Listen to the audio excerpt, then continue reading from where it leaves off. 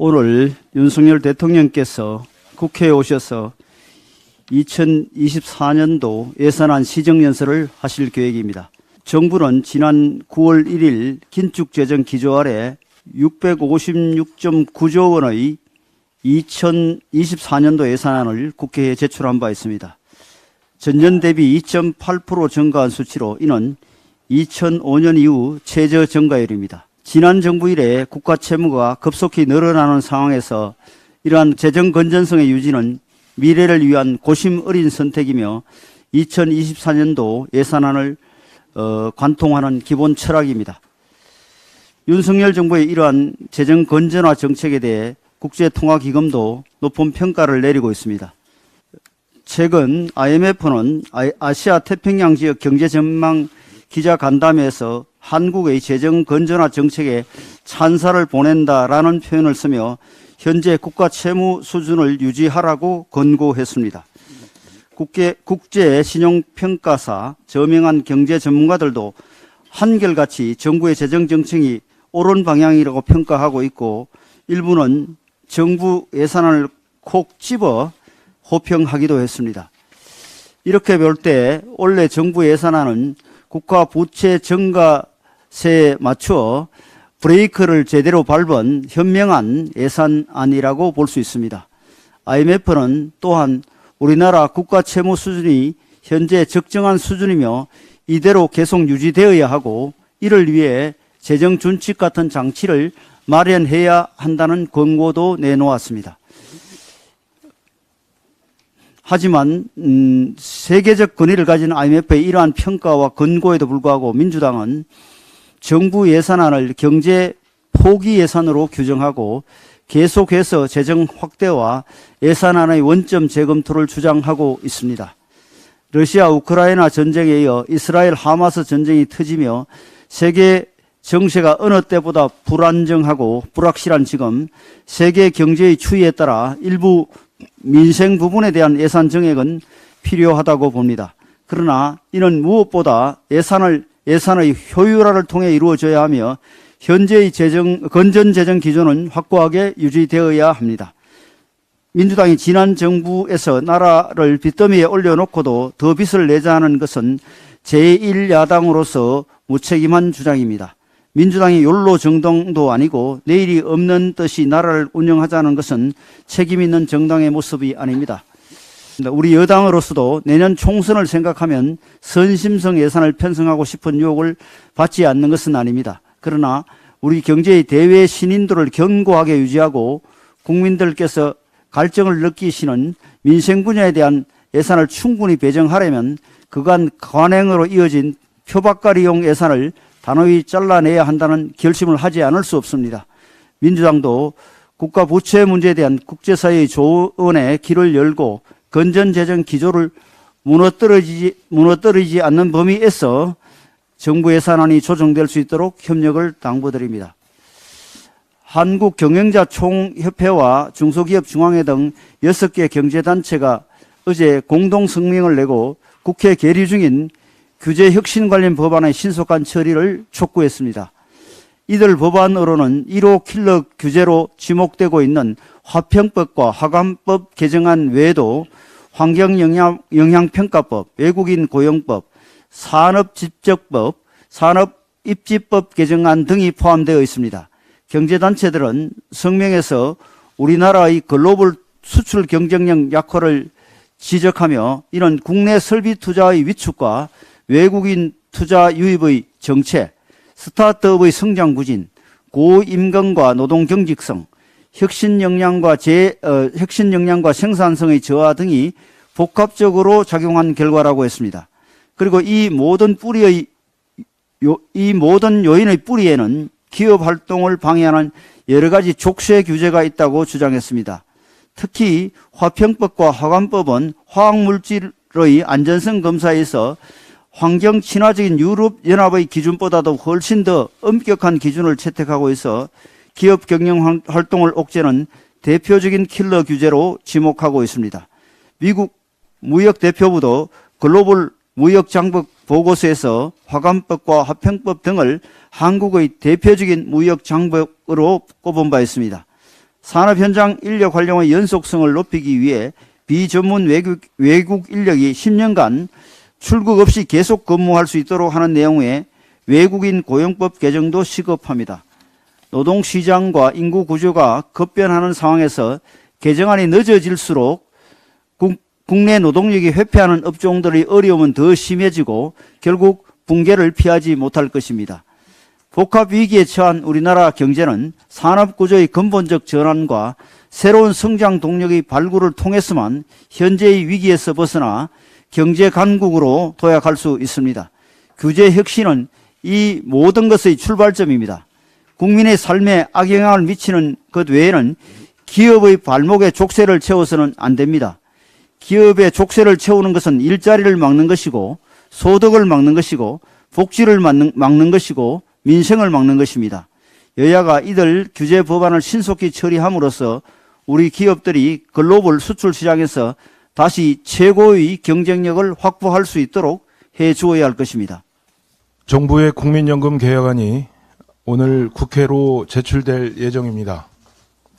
현행 제도로는 30여 년 뒤인 2055년 고갈될 것이 예상됩니다.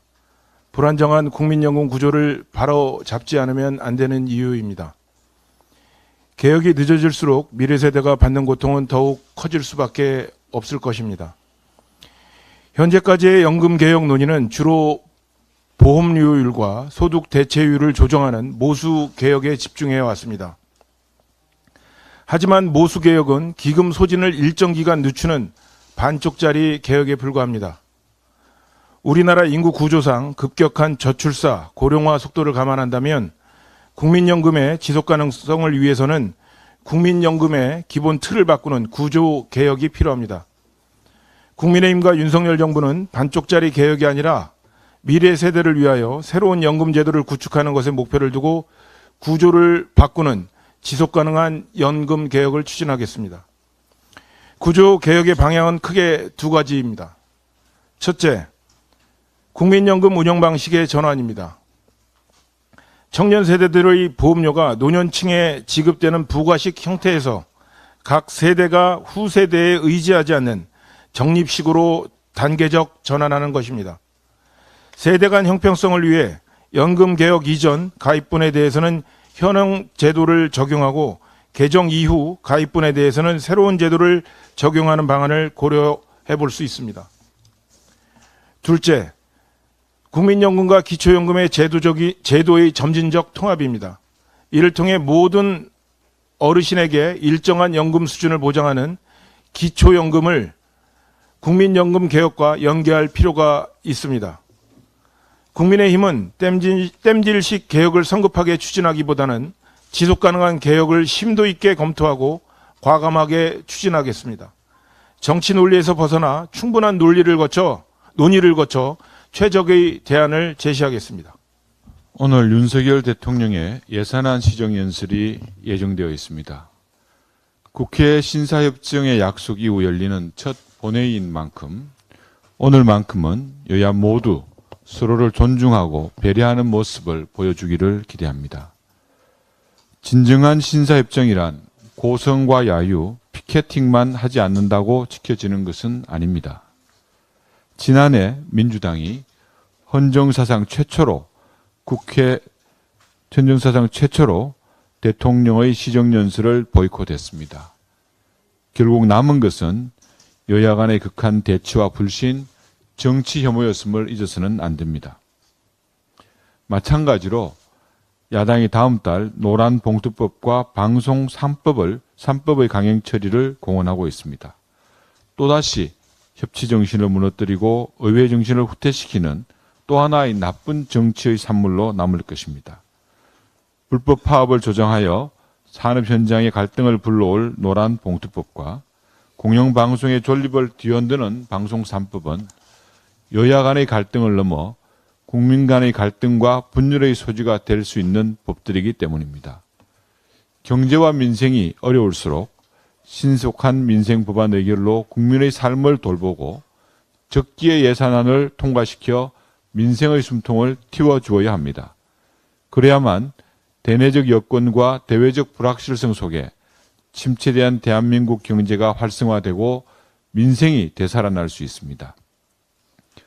국회 절대다수 의석을 가진 거대 야당인 민주당부터 변하지 않는다면 국민 앞에 민생이라고 써놓고 정쟁이라고 읽는 국회가 될 것입니다. 민주당의 전향적인 태도 변화로 지금부터라도 우리 국회가 내적으로 성숙된 모습을 보여줄 수 있기를 기대합니다. 예, 오늘 또 마약 관련된 사항에 대해서 말씀을 좀 드리겠습니다. 지금 마약 검거 실적이 지금 역대 최다를 기록을 했습니다.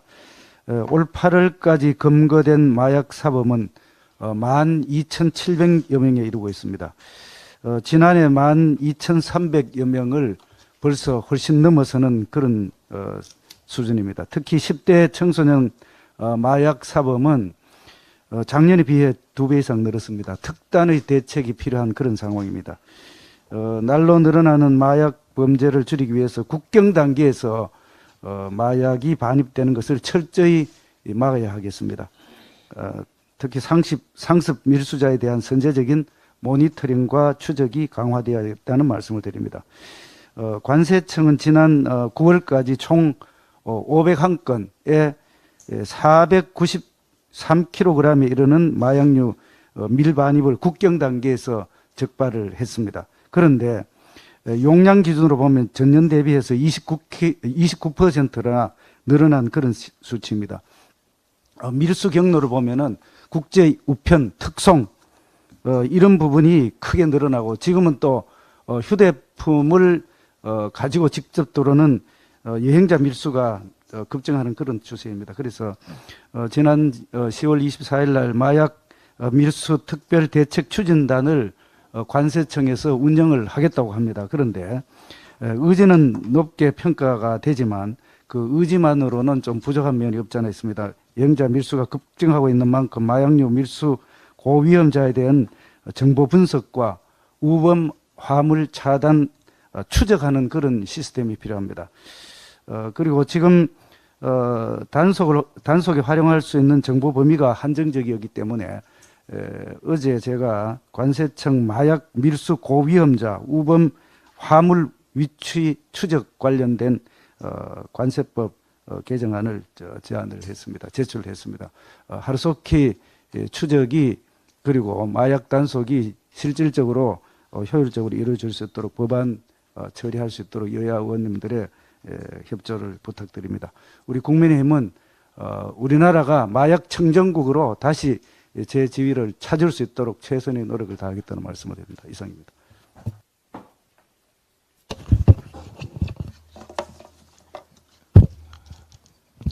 예길간사 송은석입니다. 오늘 윤석열 대통령님의 예산안 시정연설을 시작으로 본격적인 2024년도 예산안에 대한 국회 심사에 돌입하게 됩니다. 작년에 더불어민주당 등 야당이 윤석열 대통령의 첫 시정연설을 보이콧하면서 사상 초유의 반쪽 국회를 만들었던과는 달리 올해 시정연설에는 불필요한 정쟁 없이 참여한다고 밝혀 매우 다행이라고 생각을 합니다. 현재 우리 경제 상황은 고금리, 고환율, 고유가의 삼고와 함께 중국 경제의 침체 등 비정상적인 대외 경제 상황이 우크라이나, 이스라엘 전쟁 등으로 인해 지속되는 뉴 노멀 리스크를 마주하고 있다고 생각합니다. 이번 2024년 정부 예산안은 이러한 비정상적인 대외 환경이 지속되는 뉴 노멀 리스크에 대응하기 위한 내용들이 충실히 반영되어 있습니다. 먼저 2024년 예산안의 총 지출 규모는 656조 9천억 원으로서 전년 대비 18조 2천억이 증가하여 전년 대비 증가율 2.8%를 보이고 있습니다. 이는 2023년 5.1%, 2022년 8.9%의 증가율을 보인 것에 비하여 대폭 감소한 수준입니다. 문재인 정부 당시 급격하게 늘어난 국가 채무로 인하여 확장 재정 운용 자체가 국민 경제에 큰 리스크로 작용할 수 있다는 우려가 현실이 되지 않도록 적절한 조치를 취한 것이라고 보입니다. 또 2024년 정부 예산안에는 어려운 경제 여건에도 취약계층 보호를 더욱 두텁게 하기 위한 예산이 대폭 확대되었습니다. 생계급여 지원 대상과 지원 규모를 확대하도록 전년 대비 1조 5천억 규모를 증액을 하였으며 그 외에도 장애인, 어르신, 아동 보육 부문의 사업 예산을 대폭 확대하는 등 관련 복지 예산을 전년 대비 6조 4천억 가량 증액하였습니다. 2008년 글로벌 금융위기 이후에 전례 없이 대내외 경제 상황이 엄중하고 막대한 국가 채무로 인하여 재정 여력에 제한이 있는 것은 사실이지만 그럼에도 불구하고 취약계층 보호를 최우선하면서 관련 예산을 대폭 확대하고자 하는 것이 현재 정부 여당의 입장입니다. 이외에도 2024년 정부 예산안에는 대외 뉴노멀 리스크 극복과 취약계층 보호 등 민생 회복과 재정 정상화를 위한 내용들이 다수 포함되어 있습니다. 향후 예결위 심사를 통하여 이러한 내용이 국민들에게 잘 전달되고 반영될 수 있도록 최선을 다하겠습니다. 야당에서도 예산 심사에 성실하게 임해 주실 것을 적극 요청드립니다. 이상입니다.